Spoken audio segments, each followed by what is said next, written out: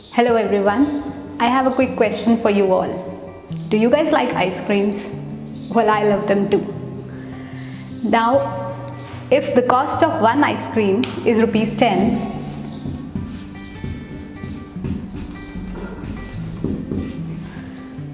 then how much money do I need to buy 5 such ice creams? Well, yes, the correct answer is 50. Similarly, if I need to buy 7 such ice creams, how much money do I need?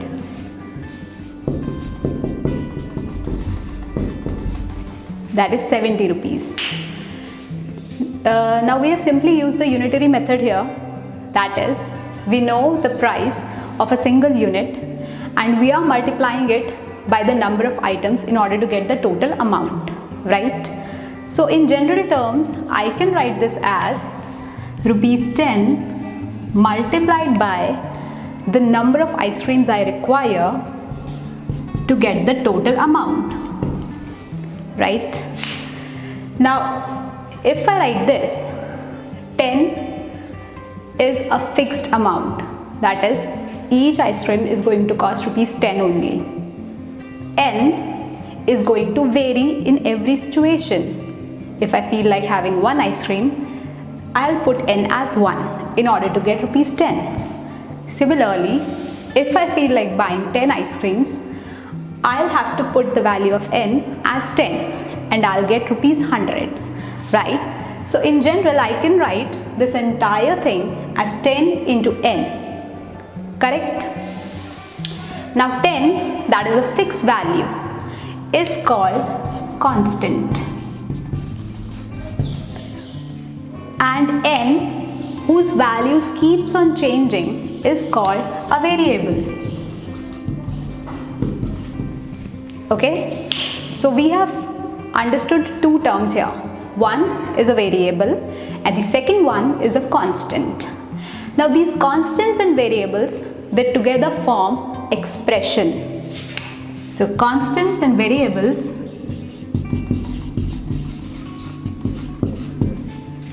together gives you expression.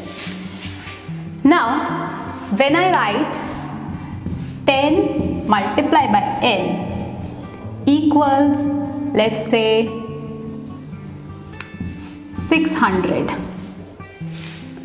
What does this mean? This means the price of one ice cream, that is rupees 10, multiplied by the number of ice creams that is not known to me because it is a variable, right, gives you the total amount 600 rupees.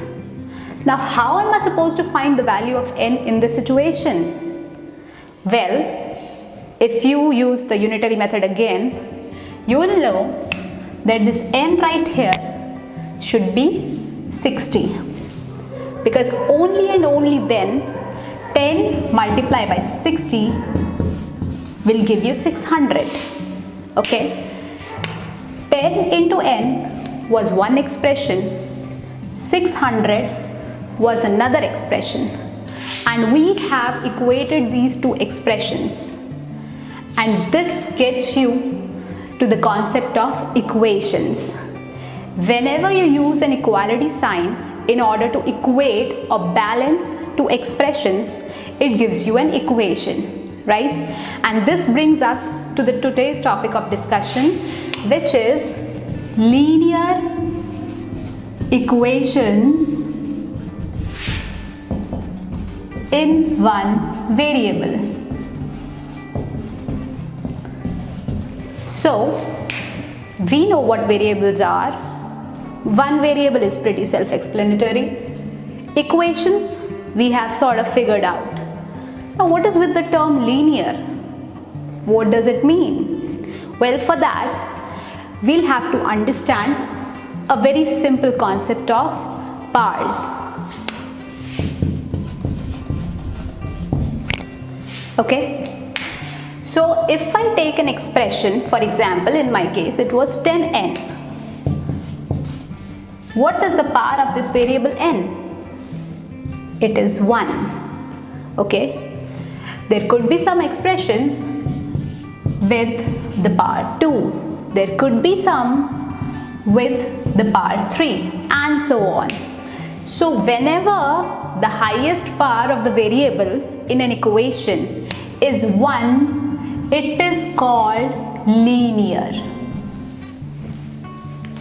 So linear equations in one variable. So the very simple example that I took was a linear equation in one variable, and you somewhat know how to sort it out. Okay, but we'll consider another example so that you get a better understanding of it. Now let us consider the equation 2x minus 3 equals 7.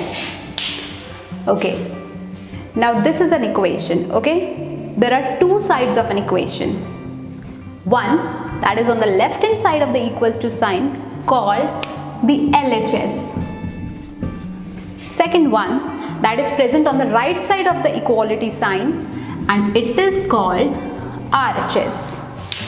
Why are we calling it an equation? Because the left hand side and the right hand side, they both are balanced.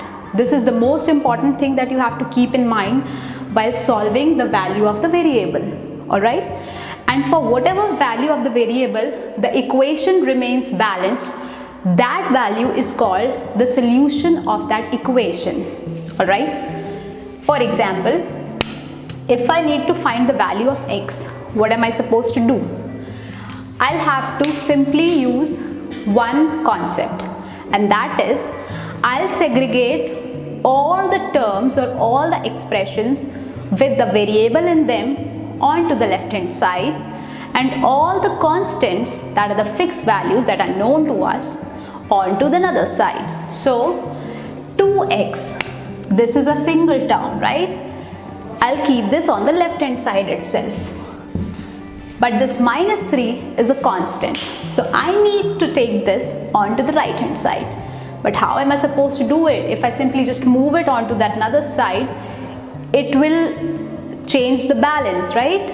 So I have to maintain the balance. For that, what can I do is, suppose you have these two, two sides. Now if I add, these are the two items, okay, 5 kgs each. If I add 5 kg onto the left hand side, it will increase in weight. Again, the balance is disturbed. But if I add 5 kgs onto this side also, again the equity is maintained. Similarly, I'll use this concept here. I need to remove this minus 3. So what can I do? I can simply add 3 over here. And you know very well that integers minus and plus together, they get nullified, they get cancelled, right? But I cannot just add plus 3 onto the left hand side. I have to do the same thing on the right side also. So for that, I'll simply write 7 plus 3. I have added 3 units on both the sides. So my equation remains balanced. Now here, these two gets nullified, and onto the left hand side, I'm left with 2x, and onto the right hand side, 7 plus 3 gives me what? Yes, it gives me 10. Still, the value of x is not there yet. There is a factor 2 which is getting multiplied with it, right? I have to get rid of this. I have to get rid of this 2 also. Now 2 over here is getting multiplied with x. What if I divide both the side of my equation with 2? That's right. I'll divide both the sides by 2, and it will leave me with x onto the left hand side, and if I reduce this fraction, it will give me 5. So here I have found the value of x, and this is my answer. Alright. But now for every single question, you don't have to show this, right? What you can do is just keep this thing in mind. If any number is getting added on to the left hand side and you have to move it on to the right hand side, just subtract it. If it is getting subtracted onto the left hand side, add it. If it is getting multiplied right here, it will get in division. And if it is getting in division onto the left hand side, then it will get multiplied onto the right hand side. This is the concept called transposing. So 2x equals 7. This 3 is a constant that I have to shift onto the right hand side. Since it is a negative number here, it is getting subtracted over here. When it is moved on to the right hand side, it gets flipped into a positive number and gets added to 7. Alright, so here we get 10. Now over here, 2 multiplied by x. Since 2 is getting multiplied onto the left hand side, when I shift it onto the right hand side, it gets divided. And I'm left with my answer, x equals 5. So what have I done here? I have used the concept called transposing. That's all for the solution of linear equations in one variable. In my case, 5 is the solution of this equation. If I put any other value than 5 over here, my equation will not be balanced, and thus I cannot call it as a solution of the equation. I hope you all get it. I have mentioned some of the questions at the end of the video, and the answers are given in the description box below. Thank you so much for watching.